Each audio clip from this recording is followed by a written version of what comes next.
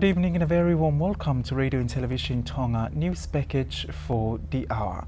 Looking at today's top stories, all Tongan flags throughout the kingdom and abroad be flown at half-mast next Monday, the 19th of September, in respect of the state funeral of Her late Majesty Queen Elizabeth II of the United Kingdom. Schools in Nuku'alofa had half-day today due to water shortages, and a 49-year-old man was found guilty of discharging a .22 rifle to a relative who were living at his tax allotment in Tofoa. Now, I'm Wafanatu Bola with the stories in detail. His Majesty King VI has departed Tonga today to be in London by this weekend to pay tribute to Her Majesty's passing after 70 years of service to the Commonwealth nations, including Tonga. Meanwhile, all Tongan flags throughout the kingdom and abroad be flown at half-mast next Monday, the 19th of September, in respect of the state funeral of Her late Majesty Queen Elizabeth II of the United Kingdom. Alice Tupo has more.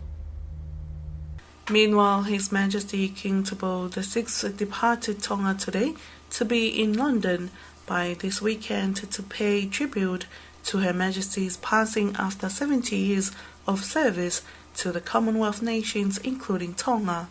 However, Her Majesty the Queen Nanasba'u, His Royal Highness Crown Prince Tupoto'a Ulkalala, together with Her Royal Highness Crown Princess Naitakala, Her Royal Highness Princess Salote Mafleabulolevutuita, and other members of the royal family attended a memorial service at the Anglican Church of Tonga in tribute to Her late Majesty Queen Elizabeth II yesterday. This special memorial service was also attended by members of the Anglican Church, not only here in Tonga but also from abroad. The memorial service was led by Archbishop Genistoni Fifita, who delivered the welcoming speech. It is my most esteemed privilege to welcome you, Majesty, to this memorial service, where we pay tribute to Her late Majesty Queen Elizabeth II, who was not only the head of the Anglican Church, but a remarkable leader, and we mourn profoundly her passing. Today, we commemorate with respect the life of beloved sovereign, whose extraordinary duty and service to her people, the Commonwealth, is an inspiration to us all. After the Bishop, Reverend Dr. Afavaka continued the service and the rest of the bishops. Her late Majesty Queen Elizabeth II died at the age of 96. Her Majesty's state funeral is set for next Monday, the 19th of September, to be attended by hundreds of world leaders and heads of state, including His Majesty King VI. Captain Fifita added that Tonga's royal family have sent the royal tribute of condolences to the British royal family right after the announcement of Her Majesty's passing last Friday, Tonga's time.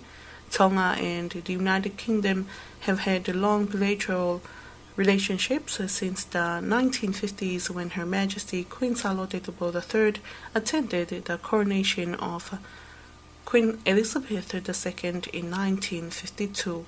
Last Friday, His Royal Highness Crown Prince Tupoto'a Ulkalala, the Acting Prime Minister Honourable Sami Waipolo, and Minister for Foreign Affairs Honourable Fekita Maloa Utoikamanu visited the British and New Zealand High Commissioner's office in Nuku'alofa, paid their respects, and signed the condolences book for the government and people of the United Kingdom following the passing of Her Majesty Queen Elizabeth II. However, as Queen Elizabeth's funeral is set for next Monday, her coffin arrived on Monday from the Balmoral Palace to the Holyrood House Palace at Edinburgh, Scotland. Reporting for Radio and Television Tonga News, I'm Alice Tupo. The ongoing impacts of the drought season in the Ha'apai Islands has severely affected the Otomomoa Islands, where there is lack of drinking water in Nomuka. Mark Ake takes up that story. It is understood that Nomuka has been facing water shortages in the past 4 months, with the Tonga Meteorological Services predicting the drought will continue for 2 more months. In response to this, schools in Nomuka have begun running for half a day this week due to a shortage of drinking water. Mausa Halahala of the Environmental Division from the Tonga National Youth Congress says an operations team was sent to the island to assist the community of Nomuka with drinking water. Halahala added, public service and operations in Nomuka and Fonoifua have been greatly affected as both islands experience water shortages. Water tanks have been distributed to Nomuka and Fonoi, but unfortunately there has been not enough rain collected for drinking in the two islands. It is understood that families and relatives of the people of Nomuka and Fonoi have been sending water bottles from Tongatapu to the islands during this time. Since the volcanic eruption in January, drinking water has been the number one priority for the people during the recovery period of the two islands following the devastation. Halahala added that there is a desalination machine in Nomuka which converts seawater into drinking water. He hopes the people of the two islands will make good use of the water donated by related stakeholders. He has also advised people of the two islands to boil tap water for drinking. However, besides the drinking water crisis in Hawaii, water tanks here in Nuku'alofa and Vava'u have been reported empty. The Honourable Prime Minister Huakawa Meiliku highlighted that with the current slow process in accessing climate fund, there should be a more creative way to facilitate access to these funds to support the setup of a regional fund for Pacific. This was his response to the panelists during the 12th Pacific Island Conference of Leaders, which was officially opened on Monday this week in Honolulu, Hawaii. Mark Ake again with the detail. The opening was followed by the Leaders' Dialogue with Asia-Pacific non-PICL member countries, where panelists provided an overview of each of their countries' priority areas, including climate change, human and sustainable development, maritime security, COVID-19 vaccine, budget support, climate financing, peace, and security. Huakawa Meiliku was among the leaders from Tonga, Cook Islands, Federated States of Micronesia, Fiji, French Polynesia, Guam, Hawaii, Republic of the Marshall Islands, Nauru, Niue, Commonwealth of the Northern Mariana Islands, Republic of Palau, Samoa, Solomon Islands, and Tuvalu. The governor of American Samoa joined via Zoom link.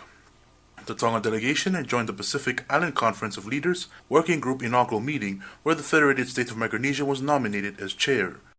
Meanwhile, Huakawa Meiliku also had bilateral meetings of the Office of the Pacific Australia's Department of Foreign Affairs and Trade and Pacific Aviation Safety Office, or PASO.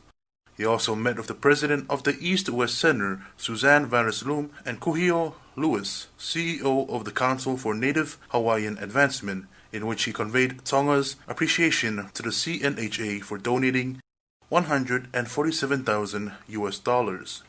The Component Commander Land Force, Lieutenant Colonel Sione Mapakaitolo, represented His Majesty's Armed Forces at the International Peace Operation exercise, which was held in Thailand from the 22nd of August to the 2nd of this month. Alice Tupo with the detail. And brings together military, police and civilian representatives to build and enhance regional cooperation and collective understanding of the complexities of contemporary peace operations. Since 1998, the militaries of the two countries have hosted Pirap Chapiru, a desktop exercise co-sponsored by the Peace Operations Centers, which seeks to facilitate regional peace operations collaboration, networking and capacity building.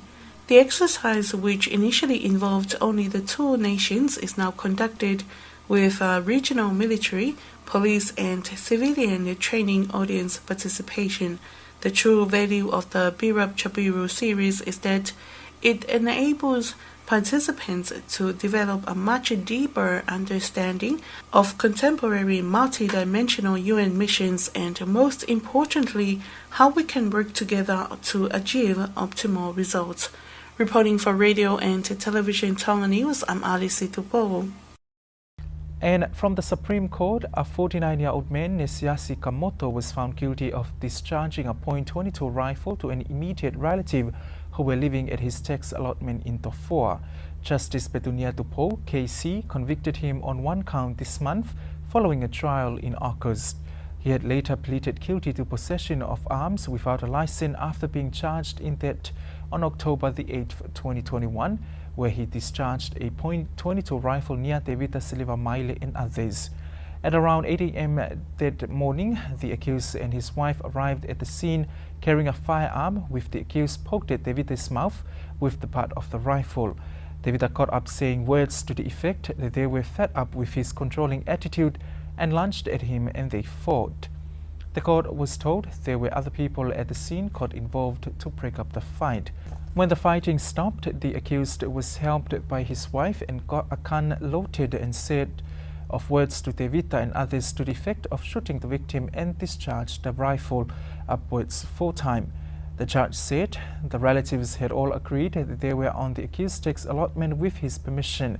They also did not deny that coconut trees had been cut down by them for their brooms at various times, and several had said that the accused permitted it. In addition, all admitted to be scared when the accused discharged the firearm.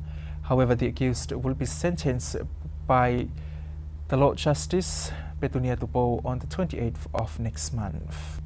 That wraps up this evening's news package, but before we part, here's one final look at today's top stories. All Tongan flags throughout the kingdom and abroad will be flown at half-mast next Monday, the 19th of September, in respect of the state funeral of Her late Majesty Queen Elizabeth II of the United Kingdom.